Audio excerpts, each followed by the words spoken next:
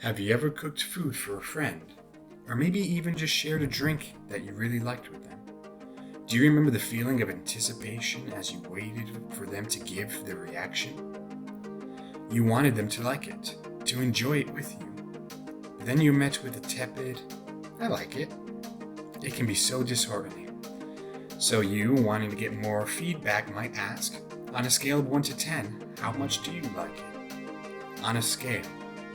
An appreciation scale. That's the topic of today's video. Appreciation scales. And not just any appreciation scale, one in particular. But before getting into the nitty-gritty, we need to lay some groundwork. So grab a snack, one that you appreciate at least a 6, and join me on this rabbit hole. Hello, you can call me B. Please take a moment to like the video and subscribe. So on the topic of appreciation scales, it's not uncommon for people who identify on the extreme ends of a particular scale to start becoming radical. For example, whiteness. Specifically, how much do you like white people with blonde hair and blue eyes? If you put that on a scale, most people would be about a 5, neutral. But people who really appreciate whiteness, a level 10, were brutal extremists called Nazis. They even deified so-called Aryans as a master race, and brutally eliminated all they deemed inferior. On the other side of the scale, at a 1, would possibly be folks like the Hebrew Israelites. They not only claim that Africans are the true Jews, but that white people are actual devils. And some branches of this belief actually claim several victims. We don't think about the extremities of these scales most of the time because they're usually benign. But as my example proves, people on the extreme ends of these scales can be brutal cultists. So what if there are scales that seem benign, but on the far ends are malignant actors? Do you remember in the intro to this video, I mentioned a particular appreciation scale? The scale in question today may seem harmless enough, but I assure you it's not. The Garlic Appreciation Scale, or the GAS for short. Now I know what you're thinking. B, you sound crazy. But before we go into further detail, let's take a step back to the end of 2008. December 9th, 2008. December 9th, 2008. BB&T Pavilion, Pennsylvania, PA, USA. Rascal Flatts and Taylor Swift are performing at a sold-out venue. Nearby, at a local hotel, Robert Jefferson and Phil Olson are discovered deceased in a 2-bedroom suite they booked for the night. The crime scene was left spotless, based on the lack of evidence left at the scene and various other factors. Police understood whoever killed these 2 men were professionals. One of the first observations the detectives made while arriving on the scene was a noticeable smell of garlic. Both Jefferson and Olson's breath reeked of it. But this observation, along with the efficiency of the crime itself, would be the only clues to be unearthed during the initial investigation. Despite the police's best effort, the case quickly went cold.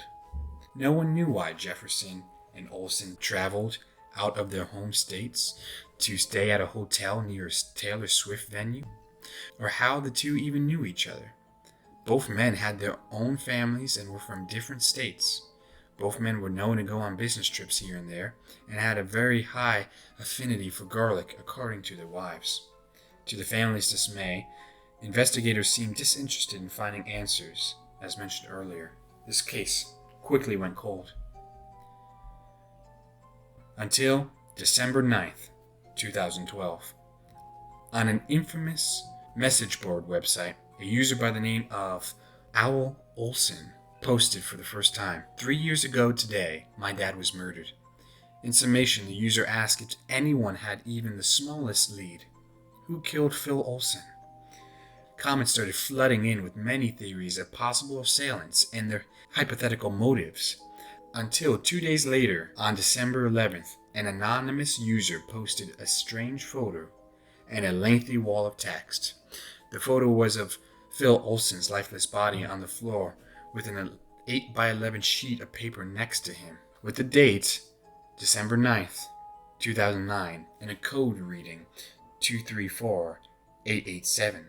This was a standard confirmation photo that hitmen used to prove to their clients that they had successfully executed their contract.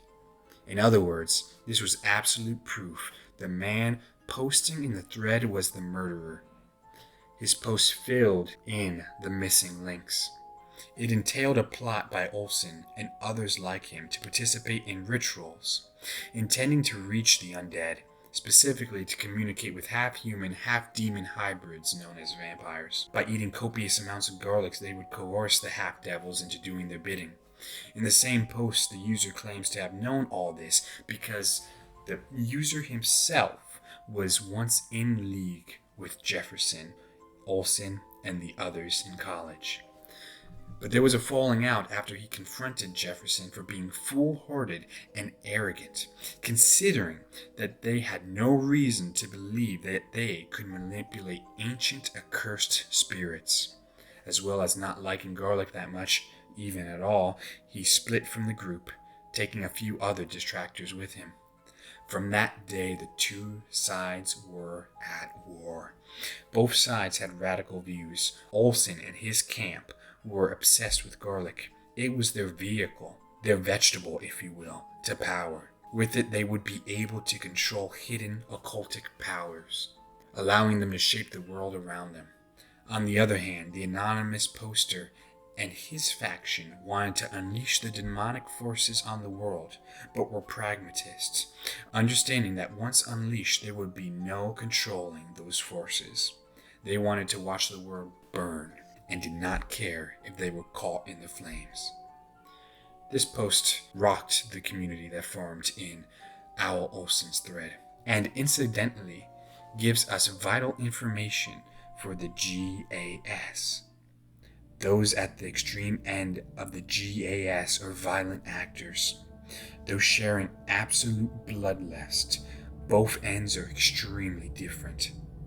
On the maximum appreciation end, members have egotistical tendencies that lead them to believe that they should be able to rule over the lives of everyday people. Furthermore, they really don't care how bad their breath smells. They walk around in public after eating Italian with no gum, no mints. If you catch a whiff of them, that's on you. You shouldn't have been in their way. On the contrary, those who hate garlic hate life itself. Even if deep down inside themselves they might want to like garlic, they are too self-conscious to enjoy, not willing to be perceived as stinky. So if they can't enjoy it, no one can. Therefore, since their life is so bland and flavorless, they have little remorse for taking away other people's happiness. Always complaining about good, decent food without even trying it. And that is the garlic appreciation scale in a nutshell. Now, as a disclaimer, dear viewer, I do want you to know that the story about Jefferson and Olsen and vampires was completely made up. Obviously, there's no such thing as the internet. But before you disregard the conclusions of the GAS, I want you to know that I use ChatGPT to make up implications for the garlic appreciation scale. And why is that important? Because the human mind cannot be random. ChatGPT is supposed to be an AI filled with a plethora of data points, and since intelligence cannot be random, there's then no reason to suggest there can't be some semblance of truth to the GAS theory. Also, I asked ChatGPT to be funny about it. And since it's common knowledge that there is truth in jest, that doubles the possible reasons not to disregard my gas, from one reason to two. Finally, dear viewer, I have presented my case. It's up to you to do what you will with the information provided. Thanks for watching. I hope to see you again soon. Peace.